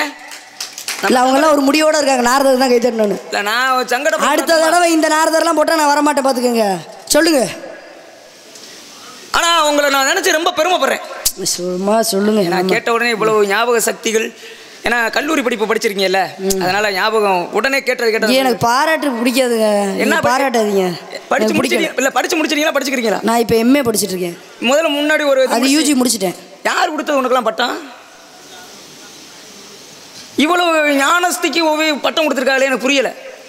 இல்லை புரியலை. என்ன திட்டுறீங்களா? இல்லை என்ன சொல்ல? உடனே திட்டு. நான் பாராட்டு பார்க்குறவங்களுக்கு தெரியும் நான் உன்னை என்ன பண்ணுறேன். இல்லை, யார் கொடுத்தது பட்டம்னு கேட்டால் நான் என்ன கேட்டேன் தெரியுமா? பெருமாள் எங்க சிவனா மாறுறாரு கேட்டார். என்னப்பா கதை? அற்புதமான கதை. சரி, கதையை நான் ஏத்துக்கிறேன். இல்லைங்களே, என் கேள்வி என்ன தெரியுமா? சரி, பெருமாள் எங்கே சிவனாக மாறுகிறார்? அதுக்கு இதுக்கு என்ன அர்த்தம்? அதான் மாறுறாரு. இங்கே மாறினார்ல, குற்றாலத்தில் மாறிட்டார். அது இறந்த காலம். நான் மாறுகிறார் அப்படின்னா இன்னைக்கு நடந்துக்கிறதுன்னு அர்த்தம். மாற போறாருன்னா எதிர்காலம். நான் மாறுகிறார்னா இன்னமும் மாறிக்கிருக்காருன்னு. என் கேள்வியை புரிஞ்சுக்கிறக்கே உனக்கு 15 வருஷம் ஆகும். போ. இப்பயும் மாறிக்கிட்டு இருக்காரா பெருமாள்? அம்மா, நான் சொல்லும் போது வாயில என்னங்க வச்சிருந்தீங்க? ஏங்க நான் ஒரு பதில சொல்றேன். அம்மா, பெருமாள் எங்க சிவனா மாறுறான்னு சொல்லி அதுக்கு நான் பதில் சொல்லிட்டு இருக்கேன். அகத்தியர்னு சொல்லும் போதே குற்றால ஈஸ்வரர் தான் சொல்ல வேணுன்ற ஒரு அந்த இது இல்லாம நீங்க நான் சொன்னதுக்கு அப்புறம் கேக்குறீங்களா? என்ன நீங்க சொல்ற பேச்சே சரியில்லை. காதுக்கு நல்லா தேன் பாயிற மாதிரி சொல்லிக்கிறீங்களா? அதனால கேட்டுக்கிட்டு இருந்தேன். நான் அதுக்கு பதில் சொல்ல மாட்டேன்னு தெரிஞ்சு ஒரு ஒரு கீழ்த்தனமான ஒரு எண்ணத்துல நீங்க கேள்வி கேட்டுருக்கீங்க. என்ன வஞ்சகமான ஒரு எண்ணம். என்ன எப்படியாச்சும் இந்த மேடையில நிப்பாட்டணும்னு சொல்ற ஒரு எண்ணம். நீதானே சொன்ன மீனாட்சி கிட்ட பேசி ஜெயிச்சிருங்கன்னு. இப்பயும் பெருமாள் மாறிட்டு இருக்காரா? மாறார். எங்க? திருப்பதியில. அதுதானே. திருப்பதியில வந்து எல்லா நாளும் போகலாம். ஆனா வெள்ளிக்கிழமை மட்டும் திருப்பதிக்கு போக கூடாது. என்ன காரணம்? ஆனா வியாழக்கிழமையும் போக கூடாது. என்ன காப்பு சேர்த்திருப்பாங்க? வெள்ளிக்கிழமை போகக்கூடாதுக்கான காரணம் என்ன திருப்பதிக்கு அப்படின்னா, கீழே அலமேலு மங்காபுரம்னு ஒரு இடம். இந்த அலமேலு மங்காபுரத்தில் யார் இருப்பா அப்படின்னா பத்மாவதி தாயார் இருப்பாங்க. இப்போ பத்மாவதி தாயாரை பார்ப்பதற்காக பெருமாள் வெங்கடாச்சலபதி ஒரு நாள் மட்டும் இறங்கி வருவாரா அந்த அம்மாவை பார்க்கறதுக்காக. எப்போ அப்படின்னா வாரம் வெள்ளிக்கிழமை அப்போ வருவாராம். அப்படி வெள்ளிக்கிழமை அப்போ பெருமாள் இறங்கி வரனால அன்னைக்கு ஒரு நாள் மட்டும் வெள்ளிக்கிழமை மட்டும் அங்கே இருக்கிற பெருமாளுக்கு பதில் சங்கர நாராயணனாக சிவபெருமான் காட்சி தருவாராம். சங்கரன் என்றால் சிவன் அர்த்தம், நாராயணன் பெருமாள்னு அர்த்தம். சங்கர நாராயணன் வெள்ளிக்கிழமை திருப்பதியில் ஒரு நாள் மட்டும் காட்சி தருவார். யாரை பார்க்கறதுக்காக இறங்கி வருவார்? இவர் பத்மாவதி தாயாரை பார்ப்பதுக்காக இறங்கி வருவார். அதனால வெள்ளிக்கிழமை மட்டும் இப்பையும் பெருமாள் சிவனா மாறுறது திருப்பதியில். இதான் நீங்கள் கேட்ட கேள்விக்கு பதில். முதலே சொல்லிருக்கலாம்ல, கேள்வியை முதல்ல புரிஞ்சுக்கிட்டு பேசணும். நீங்க கேட்டது ஒழுங்கா கேட்கணும். நீ கோயிலே இல்லாம கும்பாபிஷேகம் பண்ண முடியுமா? விடுற மாதிரி இல்லை. 8 மணி ஆகட்டும். கோயிலுக்கு கும்பாபிஷேகம் பண்ணலாம். கோயிலே இல்லாம கும்பாபிஷேகம் பண்ண முடியுமா? இன்னைக்கு நான் பண்றேன் கும்பாபிஷேகம். சொல்லுங்க. கோயில் இருந்தால் அது கும்பாபிஷேகம் பண்ணலாம். நம்ம கோயில் ஐயனார் கோயிலுக்கு திருவிழா எடுத்து நடத்துறீங்க. கோயிலே இல்லாம கும்பாபிஷேகம் ஒருத்தர் நடத்தினா அவர் யாரு? ஒரு கோயில் இருக்குன்னு வச்சுக்கவே, கோவில்ல நிறைய சிலைகள் இருக்கும். பூதி சொல்லுங்க. இங்க வாங்க. பொதுவா கோவில்னா அதான் என்ன சொல்றீங்கன்னா, ஒரு கோவிலுக்குள்ள போனோம்னா விக்கிரகம் இருக்கும், சாமி சிலை இருக்கும், பலிபீடம் இருக்கும், நந்தி இருப்பார். இது எதுவுமே இல்லாம ஒரு கோவில் இருக்கு தெரியுமா? இதாவது கோவில்னு ஒன்று இருக்கு. அதுக்கு கும்பாபிஷேகம் பண்ணலாம். கோயிலே இல்லாம கும்பாபிஷேகம் உங்க நடு வீட்டிலே பண்றது, சும்மா பூமியிலே ஊத்துறது தண்ணியை. நடு வீட்டில் பண்ணுறதா? நடு வீட்டில் தான் பண்ணுவாங்க.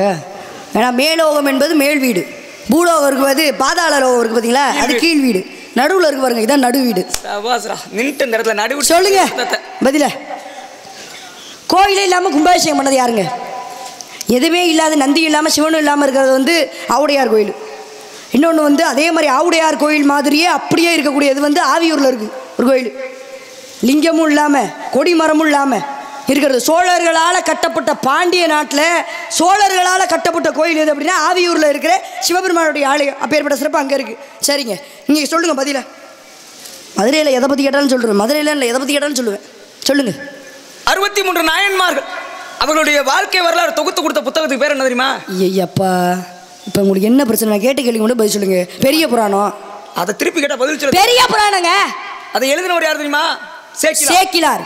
பெரிய அருண்மொழி தேவர். பெரிய புராணத்தினுடைய தன்மை என்ன? ஒரு மனுஷனா பிறந்து பூமியில இறைவனுக்காக வாழ்ந்து தொண்டு செய்தவர்களுடைய தொகுப்பு தான் நாயன்மார்கள் வச்சு பெரிய புராணம் வச்சு. அந்த இதுல மொத்தம் 63 பேர். அதுல 3 பெண்கள். யார் யார் தெரியுமா? இசைஞானியார், மங்கையர்க்கரசியார், புனிதவதியார் என்று சொல்லக்கூடிய காரைக்கால் அம்மையார். 60 ஆண் 3 பெண்ணு. இந்த 60 ஆண்ல நீங்க நிறைய பேசணும்னு நினைக்கிறீங்க, அதெல்லாம் தப்பே கிடையாது. நான் கேட்ட கேள்விக்கு முதல் பதில் சொல்லுங்க. சுருங்க சொல்லி விடுங்க, அப்புறம் நிறைய பேசுவோம். சொல்லுங்க. 63 நாயன்மார்கள்ல அபிஷேகத்தை பத்தி எடுத்து கேட்பேன், எல்லாத்த பத்தியும் கேட்பேன். பூசலார்னு ஒரு நாயனார். சரி. இந்த பூசலாருங்கிற நாயனார் என்ன பண்றாருன்னா சிறந்த சிவபக்தர். அப்போ அவருக்கு என்ன ஒரு ஆசைன்னா எம்பெருமான் சிவனுக்காக ஒரு கோயில் கட்டி கும்பாபிஷேகம் பண்ணணும்னு ரொம்ப நாள் ஆசை. ஆனால் இவருக்குடைய பொருள் வசதி இல்லை. ஏன்னா சுத்தமாக யார்ட்டையுமே பெரிய பெரிய ராஜாக்கள் தானே அந்த காலத்தில் கோயில் கட்டுவாங்க. இவர்கிட்ட கோயில் கட்டுறதுக்கு காசு இல்லை. அப்போ என்ன பண்ணுறாருன்னா இவர் மனசுக்குள்ளே ரொம்ப நாளாக நினச்சிக்கிட்டே வேதனைப்பட்டுக்கிட்டே இருக்கார். அப்படி வேதனைப்பட்டு இருக்கும்போது எப்படியாவது சிவனுக்கு ஒரு கோயில் கட்டிடணுமே நம்ம வாழ்க்கையில் அப்படின்னு நினச்சிக்கிறோம். இவருக்கு என்ன சிந்தனை வருது? ஏன் வெளியில் காசுக்கு தேடிக்கிட்டுறான், நம்ம மனசுக்குள்ளே ஒரு கோயிலை கட்டுவோமே அப்படின்ட்டு மனசில் கோயில் கட்டணும்னு முடிவு பண்ணிட்டார். மனசில் கோயில் கட்டணும்னா ஒரே நொடிப்பொழுதில் கட்டிப்படலாம், ஒரு ஆலயத்தை உண்டாது மனசில் நிறுத்திப்படலாம்.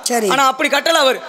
பூமியில் ஒரு கோயிலை கட்டுறதுக்கு எவ்வளவு நாள் ஆகுமோ, முதல்ல அஸ்திவாரம் போட்டு அடுத்து கல்லை வச்சு அதுக்கடுத்து விக்கிரகங்களை வச்சு இப்படி ஒவ்வொன்றா பார்த்து பார்த்து ஒரு கோயிலை கட்டுறதுக்கு எவ்வளோ நாள் ஆகுமோ அவ்வளவு நாள் தன்னுடைய மனசுக்குள்ள ஒரு கோயிலை கட்டி முடிச்சுட்டார். கோயிலை கட்டி முடிச்சுட்டா என்ன பண்ணணும்? கும்பாபிஷேகம் பண்ணணும். அப்ப கோயில் கும்பாபிஷேகம் பண்ணணுங்கிறக்காக அர்ச்சகர்கள்ட்ட போய், ஐயா நான் கோயில் கட்டியிருக்கேன், எந்த தேதியில சிவன் இந்த கோயிலுக்கு கும்பாபிஷேகம் வைக்கணும்? அப்ப அவர் ஒரு தேதியை குறிச்சு கொடுக்குறார். அந்த தேதியில ஒரு சின்ன சிக்கலை ஏற்படுத்துறாரு சிவபெருமான். என்னன்னு கேட்டா, காஞ்சிபுரத்துல பல்லவ மன்னர் என்ன பண்றாரு, உண்மையாவே ஒரு கோயிலை கட்டி அந்த கோயிலுக்கு கும்பாபிஷேக தேதியை குறிக்கிறதுக்கு அதே அர்ச்சகர் அவர் அதே தேதியை அவர்கிட்ட கொடுத்து அனுப்பி விட்டுறாரு. இவரும் மனசுக்குள்ள கோயில் கட்டிட்டார், அவர் உண்மையாக கோயிலை கட்டிட்டார். 2 பேத்துக்கு ஒரே தேதி. அப்போ தான் பல்லவ மன்னருடைய கனவுல போய் எம்பெருமான் சிவபெருமான் சொல்கிறாரா, ஐயா நீ ராஜா, உன்னால் முடியும் கோயில் கட்ட முடியும், கோயில் கட்டிட்ட. ஆனால் அதே மாதிரி ஒரு கோவிலை ஒரு வசதியுமே இல்லாத என்னுடைய பக்தன் ஒருத்தன் கோயில் கட்டியிருக்கேன், அந்த தேதியில் தான். அந்த தேதியில் கும்பாபிஷேகம் பண்ணும்போது நான் அவருடைய கோயிலுக்கு தான் போக முடியும், அதனால் உன்னுடைய கும்பாபிஷேக தேதியை மாற்றி வைப்பான்ட்டு போயிட்டார். பல்லவ மன்னன் தூங்கி எந்திரிக்கிறான். சிவபெருமானே சொல்லிட்டு போயிட்டாரு, என்னடா அது அதிசயமாக இருக்கு. அப்போ நம்மளை விட யாரோ ஒரு பக்தன் பெருசாக கோயில் கட்டியிருக்காங்க, அந்த கோயில் எப்படி இருக்குது அப்படின்னு பார்க்கணுங்கிறக்காக தஞ்சாவூரை நோக்கி வருகிறார். சோழ நாட்டை நோக்கி வந்து திருநின்றவருக்கு வர்றார். இந்த கேட்குறார், ஏன் யாரும் இங்கே பூசலாராம்ல, யார் எங்கே இருக்கார், ஏதோ கோயில் கட்டியிருக்காராம்ல, எந்த இடத்துல கட்டியிருக்கார் அப்படின்னு கேட்கும்போது, அடையா அந்தாலே அகனை பார்த்து சிவன் இங்கனை பார்த்தா சிவன் சொல்லிக்கிட்டு அந்தாலே எங்கேயா கோயில் கட்டினேன், இல்லை கட்டியிருக்கதா சொன்னாங்களே அப்படின்னொடனே அவரை நான் எங்கேயோ பார்க்கலாம், ஏதாவது ஒரு மடத்தில் உட்காந்துருப்பார், போய் பாரு அப்படிங்க. அப்போ சிவபெருமானை தேடி பூசலாரை தேடி பல்லவ மன்னர் போகிறார். பார்த்துட்டார். பார்த்தோன்னே, ஐயா வணக்கம், இந்த மாதிரி காஞ்சிபுரத்துலேருந்து வர்றேன், நான் வந்து ஒரு நாட்டை ஆளக்கூடிய ராஜா, நீங்கள் ஒரு கோயில் கட்டியிருக்கலாம்ல, இந்த தேதியில் கும்பாபிஷேகம் பண்ணியிருக்கலாம்ல, அந்த கோயிலுக்கு தான் சிவபெருமான் வருவார், நீங்கள் கனவுல வந்து சொன்னார், அந்த கோயில் எங்கேயா காட்டுங்கயான்னு சொல்ல. பூசலார் அப்படியே திகச்சு போய் நின்றுட்டார். ஏன் உண்மையாக கோயில் கட்டின மன்னனுடைய கோவிலுக்கு வரலன்னு சொல்லிவிட்டு மனசால நம்ம கோயில் கட்டினமே அம்மா கோவிலுக்கு வர்றோம்னு சொல்லியிருக்காரு அப்படின்னு சொல்லி திகச்சு போயிட்டார். அப்போ தான் பல்லவ மன்னன் சொல்கிறார், ஐயா என்ற கோவில் கட்டுறதுக்கு உண்டான பொருள் வசதி இல்லை, அதனால் எம்பெருமான் சிவபெருமான தினமும் மனசில் நினச்சி மனசுக்குள்ளே ஒரு கோயில் கட்டினேன், அப்படி கோயில் கட்டின அந்த கோயிலுக்கு தாயா கும்பாபிஷேகம் பண்ணுறதுக்கு ஒரு தேதியை கேட்டேன், அந்த தேதியில் தான் நீங்களும் வச்சுருப்பீங்க, அவருக்கு அந்த கோவிலுக்கு தாயா இறைவன் வருவார் வர்றோம்னு சொல்லியிருக்காரு உங்கள்கிட்ட அப்படின்னாரு. அப்போ தான் பல்லவ மன்னன் பார்த்தானா, நம்ம இம்புட்டு பொருள் செலவு பண்ணி எவ்வளோ ஆட்களுக்கு வேலைகளுக்கெல்லாம் காசை கொடுத்து 3 நாள் கஷ்டப்பட்டு ஒரு கோவிலை கட்ட கட்டினா அதுல இருந்து புண்ணியம் வரும், அதனால இறைவன் மனசு இறங்கிடுவார். நம்ம நினைச்சான் சர்வசாதாரணமா மனசுக்குள்ளேயே கோயில இறைவனை கொண்டாந்து வச்சுட்டானே, அப்ப இவன் தாண்டா உலகத்துல சிறந்த சிவபக்தன் கொண்டதே மாளிகை தானே. அதனாலதான் எல்லா பேரும் சொல்லுவா தெரியுமா, காதலிக்கிற பொண்ணுகிட்ட உன் மனசுல உனக்குன்னு ஒரு கோட்டையே கட்டி வச்சிருக்கேன்னு வைங்க. அப்ப மனசுல மாதிரி மனதால வந்து சிவபெருமானுக்கு ஆலயம் எழுப்பினவர் யாரு அப்படின்னா யாரு? 63 நாயன்மார்கள் பூசலார்னு ஒரு நாயன்மார். பரவாயில்லைங்க, சிறப்பு. வந்த விஷயம் 5க்கு 2 பழுது இல்ல. ஏன் தப்பு நான் மாத்தி பேசு. 5க்கு 2 பழுது இல்ல. இல்ல அதுல அப்ப 3 உறவிட்ட மாதிரி இருக்கு. தப்பு இல்ல ஐயப்பா, தப்பு இல்ல. நீ பேசுன்னு சொன்னா நான் பேசி விடுவேன். பேசுங்கன்னு தான் சொல்றேன். தப்பு இல்ல. உன்னால இதை எடுத்து பேச முடியுமானா பேச முடியாது. பேசுங்கன்னு தான் சொல்றேன். 62 நாயன்மார் தான் நான் சொல்லுவேன். எத்தனை? 62 பேர் நாயன்மார்களா? 62 பேர். நீங்க 63 நீங்க, நான் 62ன்றேன். பேச முடியுமா? இதை மாத்தி பேசு. எதனாலும் மாத்தி பேசுவேன். பாண்டி கோயில் மதுரையில இருக்குனாலும் பேசுவேன், பாண்டி கோயில் மதுரையிலே கிடையாதுனாலும் நான் பேசுவேன். எப்படி பேசுவேன் பேசுவேன். பாருங்க, பொழைச்சு போடு விட்டா ஓடி போயிடுறேன்.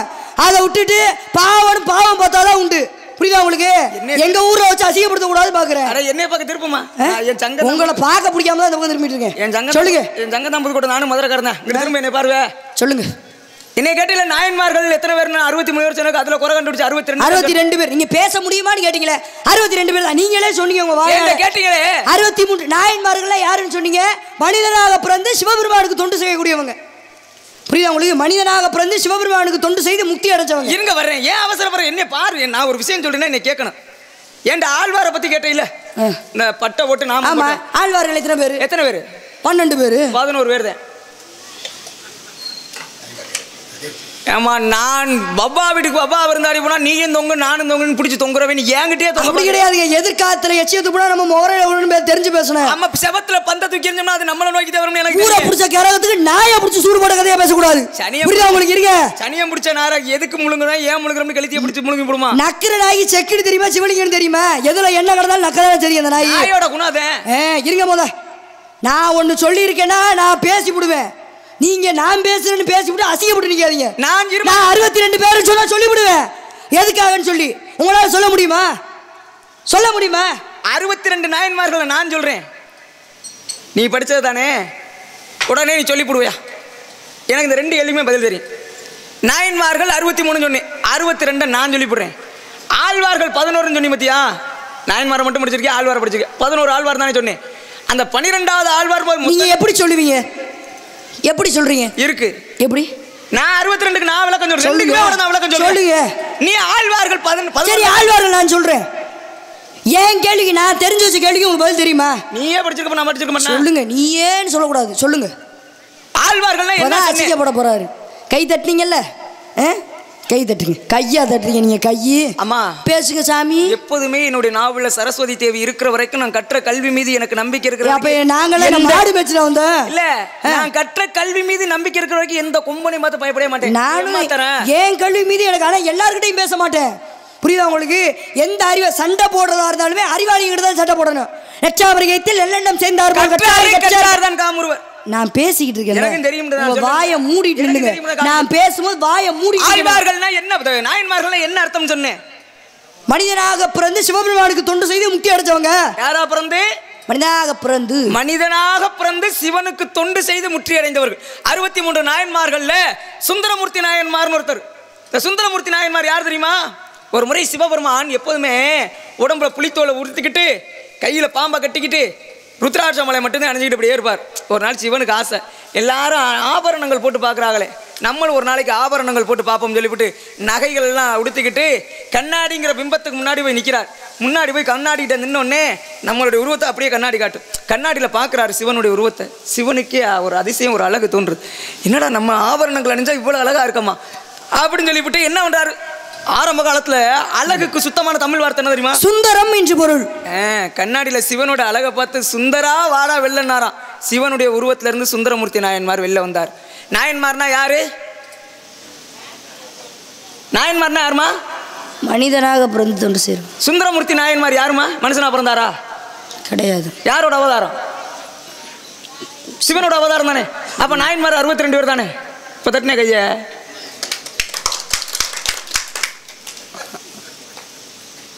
சரிங்க, பரவாயில்ல.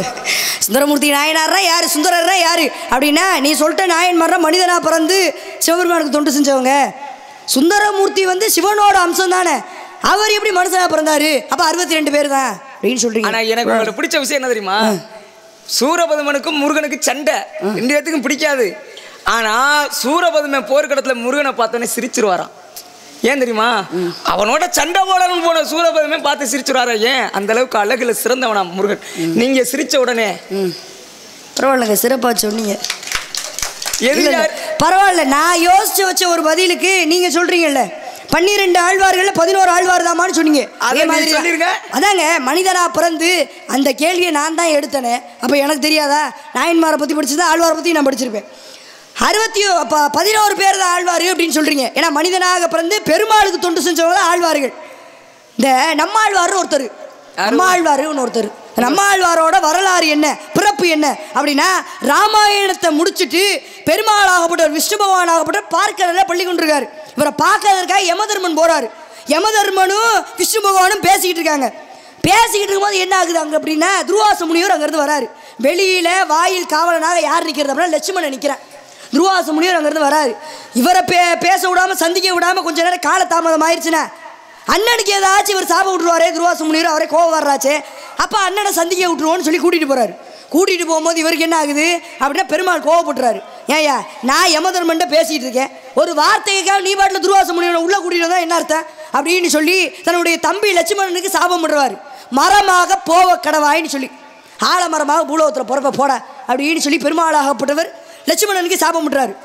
ஐயா, சாபம் விட்டுட்டீங்க, இதுக்கு ஒரு மோட்சம் கிடைக்கணும்ல, நான் திரும்பவும் மனிதனாக மாற எனக்கு என்னது அப்படின்னு சொல்லி கேட்குறாரு. அப்போ பெருமாளாகப்பட்டவர் சொல்கிறாரு, உன்னுடைய ஆலமர பொந்தில் இருந்து நம்மாழ்வாராக நான் பிறப்பேன் அப்படின்னு சொல்கிறாரு. இப்போ ஆழ்வாரா யாருங்க? மனிதனாக பிறந்து பெருமாளுக்கு தொண்டு செய்தவர். சத்தமாக சொல்லுங்க. கத்த முடியல, அவ்வளோதான். என்ன அதெல்லாம் அப்புறம் சம்பளம் எனக்கு கொடுத்துருங்கண்ணே. சொல்லுங்க. மனிதனாக பிறந்து ஆழ்வார் பெருமாளுக்காக தொண்டு செய்தவர். இன்னொரு தடவை சொல்லுங்க. ஏமா சொல்லுங்க. மனுஷனா பிறந்து இறைவனுக்காக தொண்டு செய்தவர்கள். நம்மாழ்வார் யாரு? பெருமாளே வந்து பிறந்தாரு. அவரை எப்படி நம்ம சொல்ல முடியும் மனிதனா பிறந்தாருன்னு? அப்ப 11 ஆழ்வார் தான். இப்ப சொல்றேன், மீனாட்சின்னு பேர் வச்சா பத்தியா, அது உனக்கு சரியாத்தே இருக்கு. நீ ஒண்ணு பாராட்ட வேணாம். இப்ப அடுத்து வரிசையை உங்களை போட்டு நான் கிளின்னு கிளிக்கல. ரொம்ப விருப்பம். வந்த விஷயத்தை சொல்லிட்டு கிளம்புங்க. ஒவ்வொரு நாளைக்கு ஒவ்வொரு புது புது விஷயங்களா உங்கள்ட்ட நான் பேசணும்னு ஆசைப்படுறேன். இந்த மேடைக்கே நீ மறுபடியும் அடுத்த விட வந்தாலும் புராணம் இருக்கும், அதுல இப்படி இருக்குதா கேள்வி அப்படிங்கிற மாதிரி புதுசா வருவேன். நீ புதுசா தயார் பண்ணிட்டு வா. ஆழ்வார்கள் 12 பேர் எல்லாம் பேச, நம்ம 11 பேரும் பேசியிருக்கேன். அதுவே வித்தியாசம் தானே. இன்னமும் வித்தியாசத்தை தேடுவேன் நான். எப்போ நானும் நிறைய வித்தியாசம் தேடுவேன். அக்காளுக்கும் தம்பிக்கும் கல்யாணம் பண்ணி வச்சாங்களா, அந்த கதையை பத்தி படிச்சிருக்கேன். கிழவன் குமரனா வந்த கதையெல்லாம் இருக்கு. அது எங்க? இங்க பாருங்க, நீங்க பேசிங்க. கிழவடியா குமரனா வருவானா? அப்படியா? சரி சொல்லுங்க. யாரு இருந்துட்டு போகுது? நீங்க சொல்லணும். இருந்துட்டு போகுது. நான் வந்த விஷயம் என்ன தெரியுமா? பாத்தீங்களா, அந்த விஷயம் அக்காளுக்கும் தம்பிக்கும் கல்யாணம் பண்ணி வச்சாங்களாம். உண்மை கூட பிறந்தவங்க கல்யாணம் பண்ணி வச்சது அப்படின்னா அது இருக்கு. சாமியார்ட்ட அடுத்து பேசுவோம். அவருக்கு இருக்கு. சொல்லுங்க. இவ்வளவு விவரமா பேசுற உனக்கு நிறைய விவரம் பேசணும் இந்த இடத்துல. என்னது? சோஸ்திர பிரியா யாரு? யாரு? சூரியன். அபிஷேக பிரியன் சிவா, அலங்கார பிரியன் விஷ்ணு, நடன பிரியன் ருத்ரன், கரகர பிரியா சுந்தராம்பாள், கனிப்பிரியன் கந்தன், கலகப்பிரியன் அடியே நாரதன் என்பார்கள். தவத்திற்கு ஒரு, தமிழுக்கு இருவரத்திற்கு மூவர், சவத்திற்கு சகலத்திற்கு சுவைகள், சுரங்கள், திக்குகள், கிரகங்கள். கிரகம் எத்தனை? முதல்ல 7 இருந்துச்சு, இப்போ 9 இருக்கு. பசி வந்தா 10 மறந்து போகும். ஆபத்திற்கு உதவாத பிள்ளை, அரும்பசிக்கு உதவாத அன்னம், தாகத்தை தீர தண்ணீர், எரித்திர மரியா, கோபத்தை இறக்க குருமொழி உள்ள சீடன், பாவத்தை போக்க தீர்த்தம் இருந்த பயன் இல்லை ஏலம் தானே. இதிகாசத்தனை நான் இன்னும் முடியலையா? முதல்ல இருந்து வருதோ இருந்துட்டு போகுது. காலத்தை நேரத்தை மனசு இதிகாசம் 3ங்க. அப்படி சொல்லக்கூடாது, அது எல்லாரும் சொல்றாங்க. இதிகாசத்தினுடைய அர்த்தம் என்ன தெரியுமா? அகராதியில நடைமுறையில இருப்பது 2, மறைக்கப்பட்டது 1. சிவரகசியம்னு சொன்னது. இன்னொன்னு ராமாயணம் மகாபாரதம். வேற என்ன கேட்க போறீங்க? வேற என்ன கேட்க போறீங்க?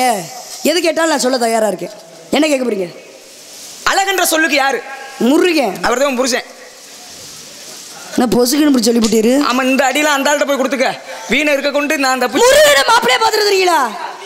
முருகனையா? ஐயோ, எனக்கா? எனக்கு போய் அப்படி ஒரு ஆளை பாத்துருந்தீங்களே. ஆனா வேற நல்ல மாப்பிளையே இல்லையா? இங்க பாரு, காஞ்சனகுளத்துல யாரும் இல்லையா? இந்த மாதிரி நடிப்பை நான் யாருக்கிட்டையும் பார்க்கலடா. சரி, என்கிட்டயே பாத்துக்க. முதல்ல கடைசி நானாவே இருந்துட்டு போறேன். யாரதே வைக்கப்படுற அளவுக்கு நீ நடிக்கிறியே. ஏங்க எனக்கு முருகரை பிடிக்கலைங்க. எவ்வளவு தைரியம் இருந்தா உங்களுக்கு ஒரு பொம்பளை பிள்ளை இருந்து அதுக்கு மாப்பிள்ளை பார்க்க சொன்னா 2ஆம் தாரமா பார்த்துட்டு வருவீங்களா? இல்ல 2ஆம் தாரமா என்ன 2ஆம் தாரமா பார்த்துட்டு வந்திருக்கீங்களே. என்ன பண்றது? 10,000க்கு மட்டும் நடி. 10,000 சம்பளம் யாருக்கு? எனக்கா? நான் 3,500 ரூபா தான் வாங்குறேன். அப்படி சொல்லாத, காசு ஊர்ல கொடுக்க மாட்டாங்க. அப்படியா? இல்ல இல்ல கொடுங்க. மாப்பிள்ளையோட பேர் என்ன தெரியுமா? அதான் முருகன் சொல்லிட்டீங்களா? எனக்கு பிடிக்கல. என்ன சிறப்பு இருக்கு அவருக்கு நீங்க சொல்ல போறீங்க? கழுகுமாமலை கந்தனுக்கு கௌரவம் தெரியுமா முதல்ல உனக்கு? ஐயா அப்பா, எனக்கு என்னதா இருந்தாலும் பூலோகத்துல வாழ பொம்பளை பிள்ளைங்களுக்கு 2ஆம் தரமா போக ஒத்துக்குமாயா? அடையாமா நீ ஒண்ணு 2ஆம் தரமா பாத்துட்டு வந்து எனக்கு இழிக்கிறீரு. இத நான் சொல்ல கூடாதுன்னு உன்ட மறைச்சிக்கிறீங்க. வீணா வீணா நானே சொல்லல, நீ என்ன வேணாங்கறக்கு ஒரு பாட்டு. வீணா வீணா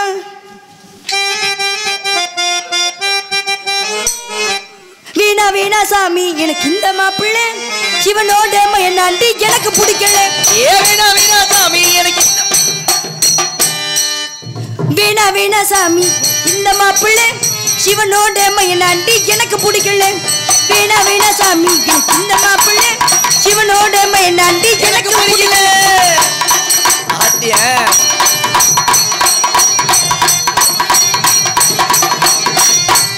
முருகரை பிடிக்கலன்னு சொன்ன காரணம் சொல்லிட்டு நான் கட்டினா யார் தெரியுமா கட்டுவேன்? ஒரு ஏன் சொல்றத கேளுங்க. நான் கட்டினா யார் தெரியுமா கட்டுவேன்? என்ன ஐயன்னா எனக்கு ஏற்கனவே 52 இருக்கு. அதெல்லாம் வேற உங்களையா சொன்னாங்க? நல்லா நீங்க கேட்டுக்கங்கன்னு சொல்ல வந்தேன். ராமர் மாதிரி ஒரு ஆளை தான் கல்யாணம் பண்ணிப்பேன். ராமரே ஒரு பொண்டாட்டியோட வாழ்ந்தாரா? சத்தியம் பண்ணி கொடுத்தாருல சீதைக்கு, உன்னை தவிர யாரையுமே பார்க்க மாட்டேன்னு சொல்லி. ஏன்னா சீதையாகப்பட்டு சந்தேகப்பட்டா, சீதையாகப்பட்டு சந்தேகப்பட்டா. அப்புறம் எப்படி மாயாச்சீதை வந்தா? மாயாச்சீதை எப்படி சத்தியம்? அடுத்த மேடையில சர்ச்சையை வைப்போம். அப்படியா? நாரதர் பாட்டுக்கு நாரதன்றோம்ல, அவர் எழுதுற நூல் எது? வள்ளி எது? அவர் எழுதுற நூல் எது? எல்லா கேள்வி 2 கேள்வி வச்சிருக்கேன். நீங்க ஒரு 2 கேள்வி வச்சிருக்கீங்க. அதுக்கு அடுத்த மேடையில பதில் சொல்லணும். புரியுதா உங்களுக்கு? நாரதர் எழுதிய நூலா? ஆமா. புதி மீனாட்சி நாரதர் எழுதிய நூல் சொல்லணும். இன்னொன்னு சொன்னேன்னு தெரியுமா? அக்காவுக்கும் தம்பிக்கும் கல்யாணம் பண்ணிச்சது யாருன்னு ஏற்கனவே உன்ட்ட கேட்டு வச்சிருக்கேன். 2 நானும் 2 கேட்டு வச்சிருக்கேன்.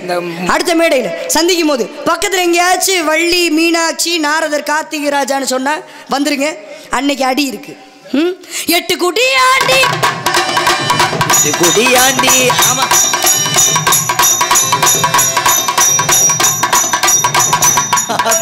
8 குடியாண்டி அவன் பியூட்டி ஆத்தாளே அவன் காத்தாளே பாரு. 8 குடியாண்டி அவன் பியூட்டி ஆத்தாளே பாரு அரங்கா பிடாரி. அப்பம் பேச்ச கேட்காத தருதல நீங்க தருதல பெரிய தருதல.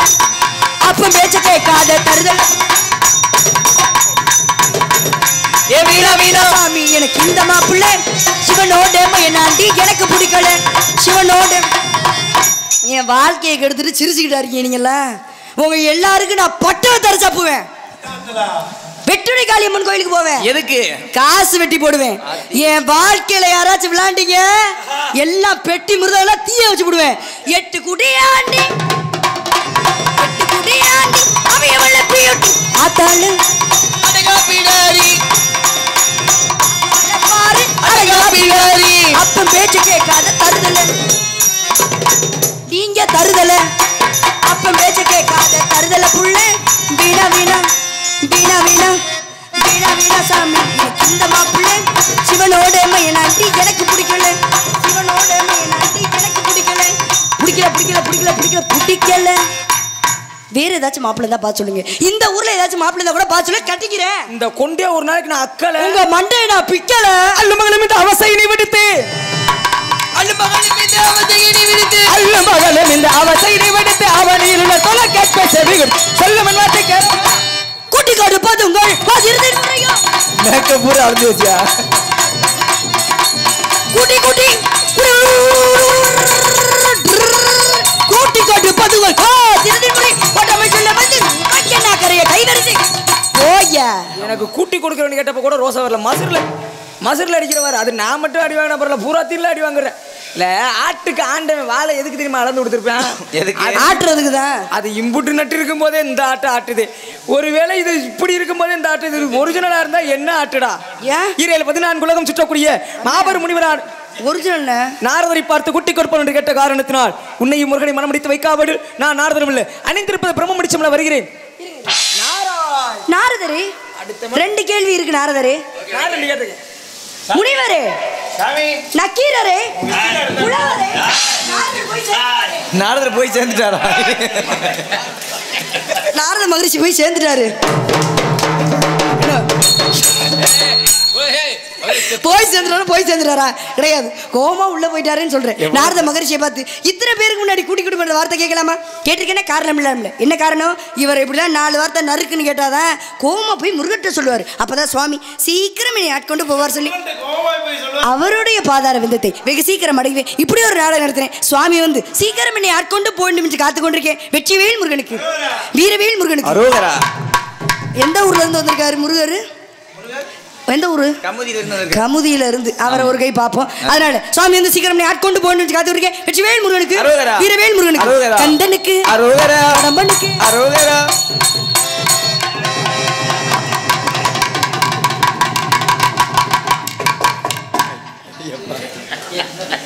முருகா, முருகா, என்ன முருகா அந்த சோதனை?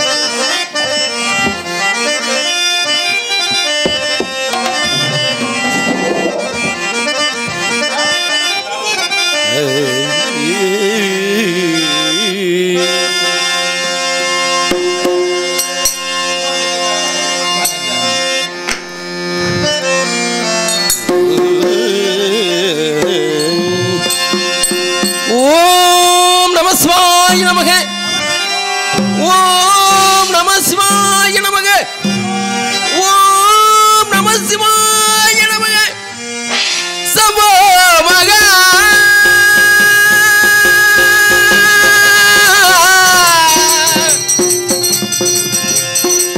தேவா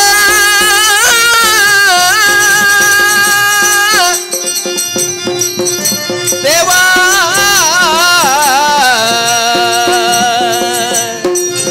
தேவா தேவா சம்போ மக